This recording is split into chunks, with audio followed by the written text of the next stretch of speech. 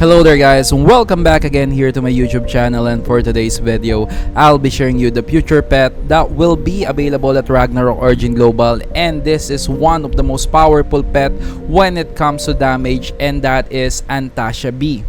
Antasha B is a cyborg or Gundam, or what do you call this? All I can say is this is one of the most coolest pet that you can own at Ragnarok Origin.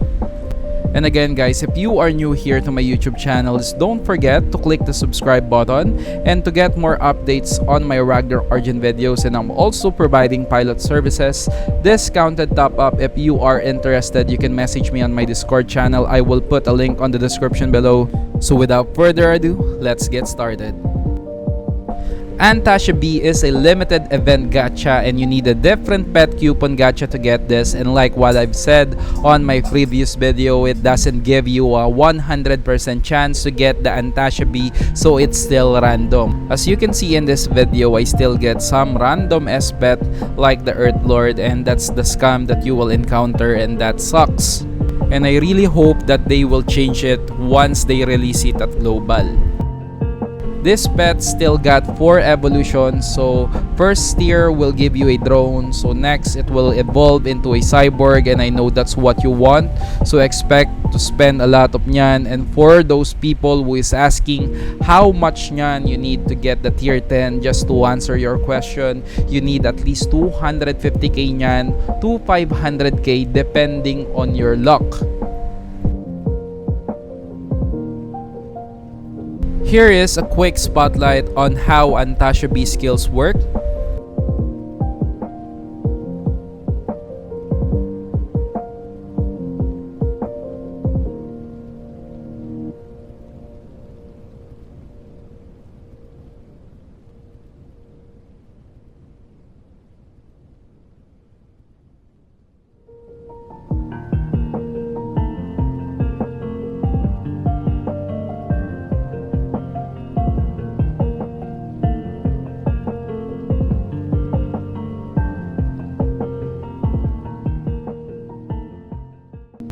Now, let's talk about its skill. So first is the passive skill. So Antasha B attack does not apply CRI but ignores the target physical damage reduction.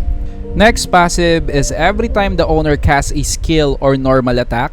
So one normal attack equals 1 time energy charge, and cooldown is 0.8 seconds.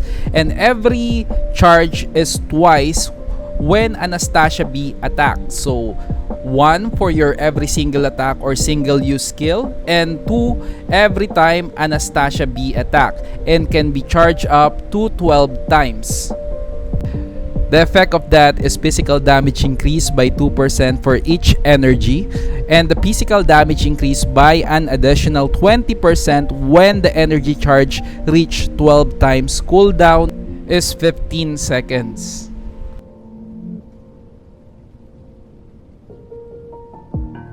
Next is the passive of the Gun Gear Prototype 2 Antasha B damage with 3 normal attacks, which deal 300% neutral damage, and the 4th attack deals 1500 neutral attack damage that can damage up to 10 enemies, so it's an AoE.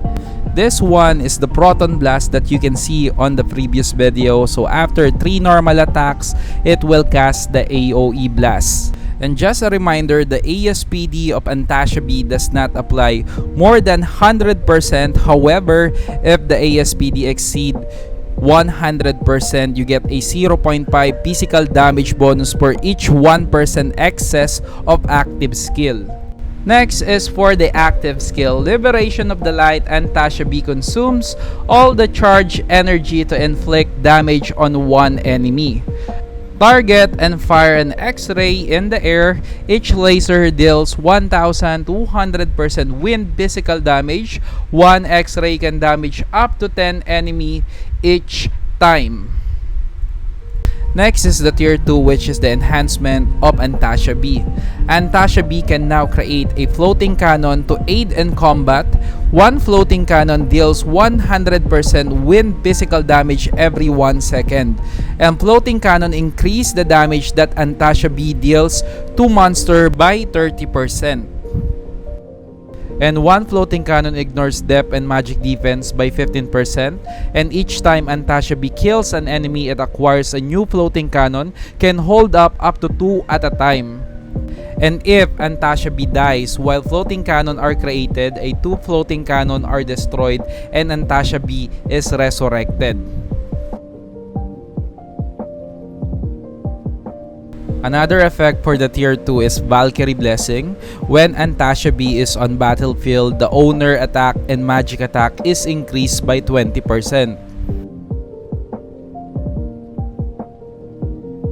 For tier 3, it's more like an enhancement. It increased the damage of 1 X-ray to 1800%. When the energy charge reaches 12 times, the physical damage dealt is increased by 30% after casting the skill. Whenever the owner deals damage, it deals additional damage equals to 50% of Antasha B attack lasts 10 seconds.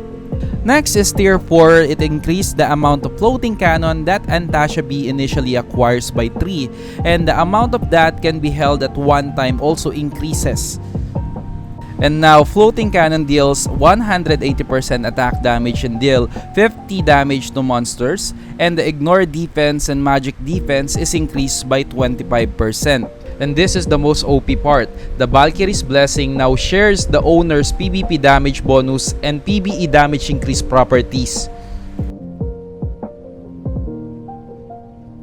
And for the last tier, 1 X-ray damage is increased to 2400%, and when the energy charge reach 12 times, the physical damage dealt is increased by 40%, and the additional damage given to the owner after casting the skill is increased by 100%. Next is Antasha B fire an X-ray and deals 5 damage to itself and the owner. Each seconds provide invincibility that lasts for 1.5 seconds.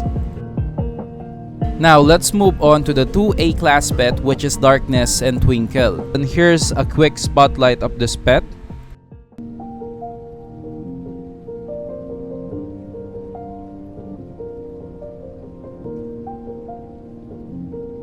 For Darkness, it creates an AoE like Wagmar, but the effect will only reduce the movement speed and ASPD of up to 5 enemies within 6 meter radius by 10%.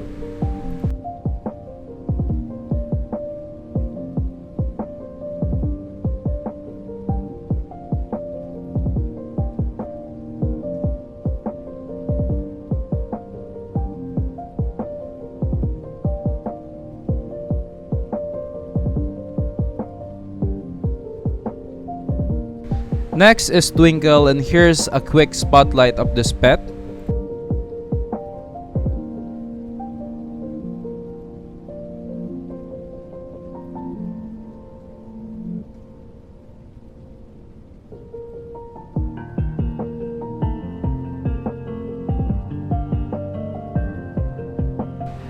Next for Twinkle is Blessing of Light. It gives the owner a Blessing of Light, lasts for 8 seconds, and if the owner's HP is 70% or higher during the duration, it increases the owner's nothingness, castle, and fire property damage by 20%. If the owner's HP is below 70%, recovers 3% of HP and SP every 1 second. I don't have any idea regarding the nothingness and castle, but it's good for supporting pet because you can gain HP recovery and fire damage property by 20%. And again guys, thank you for watching my video. If this video was helpful for you, don't forget to click the subscribe button to get more updates on my Ragnarok Origin videos, and you can also follow me on Facebook and Twitter, and see you on my next video.